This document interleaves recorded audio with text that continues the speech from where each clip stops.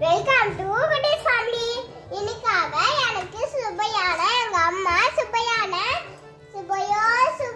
பாலர் பண்ணி செஞ்சு தர போறாங்க. எண்ணெய் ஊத்திக்கணும். 2 ஸ்பூன் எண்ணெய், இல்லைன்னா கீ கூட ஊத்திக்கலாம். சீரகம் நல்லா சூடானதுக்கப்புறம்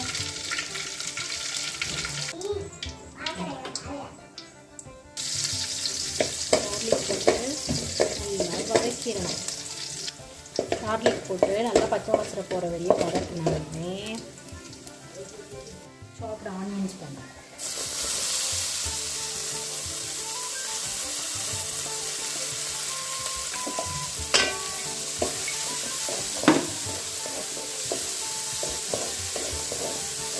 ஆனியன்ஸ்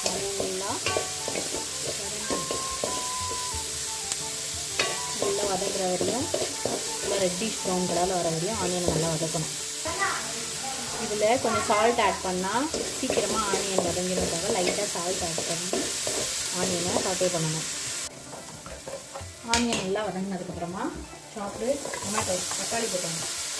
2 ஆனியன் 2 தக்காளி, 200 கிராம் ஆஃப் பன்னீருக்கு, 200 கிராம் பன்னீருக்கு 2 ஆனியன் 2 தக்காளி போட்டிருக்கேன்.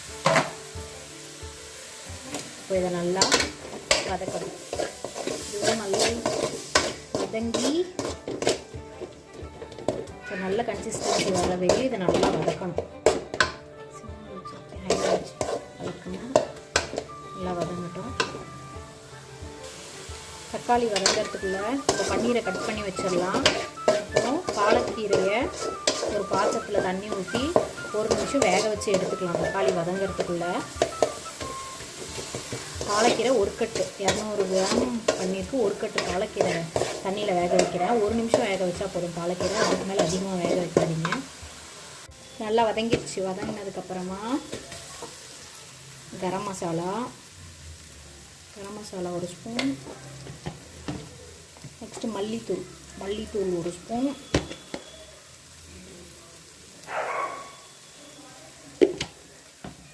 நெக்ஸ்ட்டு மிளகாய்த்தூள் 1 ஸ்பூன்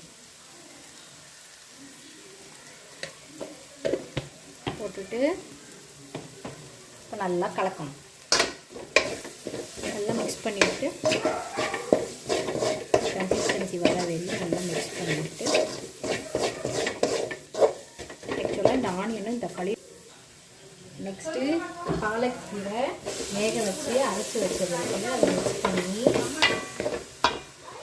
இந்த இதில் பச்சை வாசனை போகிற வரையும் வதக்கணும் பாலக்கீரையும். இப்போ போட்டுடலாம். எண்ணெய் பிரிஞ்சு வந்துருச்சு பாலத்தில்.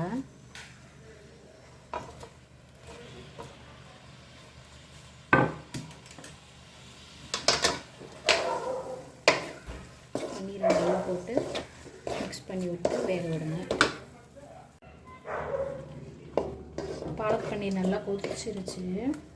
கொதிச்சதுக்கப்புறமா நம்ம முந்திரி ஊற வச்சுருக்கோம். முந்திரியை அரைச்சி இதில் மிக்ஸ் பண்ணிடலாம். அதுக்கு பதிலாக நான் ஒரு 10 முந்திரியை ஊற வச்சு முந்திரியை ஆட் பண்ணுறேன். அப்போ கிரேவி கொஞ்சம் கெட்டியாக வரும், நமக்கு கெட்டியாக கிடைக்கும்.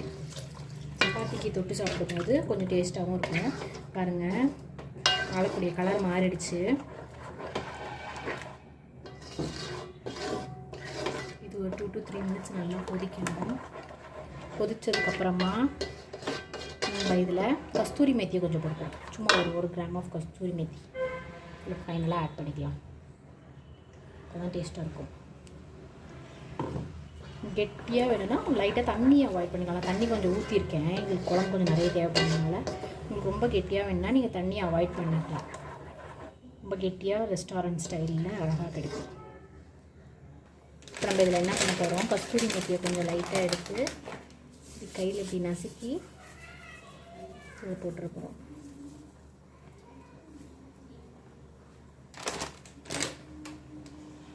கஸ்தூரி மேத்தி போட்டுட்டு மிக்ஸ் பண்ணி விடுங்க. உங்களுக்கு தண்ணி வேணும்னா தண்ணி ஆட் பண்ணிக்கோங்க. ஆட் பண்ணிட்டு மிக்ஸ் பண்ணி விட்டிங்கன்னா நல்லா கொதிக்கிற வரையும் வெயிட் பண்ணி ஒரு கொதி வந்தோடனே ஆஃப் பண்ணிடுங்க.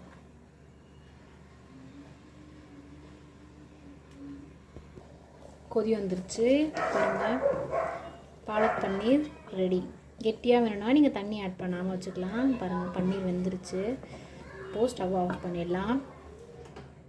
டேஸ்ட்டுக்கு நம்ம சையுவை கூப்பிட்டு டேஸ்ட் பண்ண சொல்லலாம்.